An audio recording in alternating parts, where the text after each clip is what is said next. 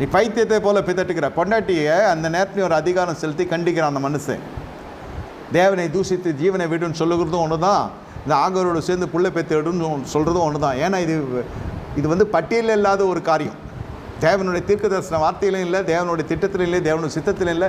இது முழுக்க முழுக்க மாம்சத்தில் உண்டான காரியம். இந்த மனுஷனும் ஆவியை பெற்ற மனுஷன், இந்த மனுஷனும் தேவனுடைய தீர்க்கதரிசி. இது பல முறை கர்த்தர் உறுதிப்படுத்தியிருக்கிறார். நீ என் தீர்க்கதரிசி என்று இவனிடத்தில் மட்டும் சொல்லவில்லை, எதிராளிகிட்ட கூட போய் சொல்கிற, இவன் என்னுடைய தீர்க்கதரிசி, உன்னை அழைத்து ஜெபம் பண்ணுன்னு கர்த்தரை உறுதிப்படுத்துகிறார். பரலோகம் உன்னை குறித்து சாட்சி எடுக்கிறது, எல்லாம் தெரிகிறது. ஆனால் உங்களுக்கு தெரிந்தே அந்த ஆராதனை முறையில் நீங்கள் எப்படி இருக்க வேண்டும். பறவைகள் என்பது ஒரு சேட்டைகள் அடித்து உழையிற பறக்கிற ஒரு காரியம். அது என்னுடைய மாம்சத்துக்குரிய காரியம். அதை துண்டிக்க தவறினது மிக பெரிய ஒரு பிரச்சனையை மாறிவிடுகிறது கர்த்தருடைய பார்வையில். பாருங்கள், எல்லாம் பாரபட்சம் எல்லாம் நீங்கள்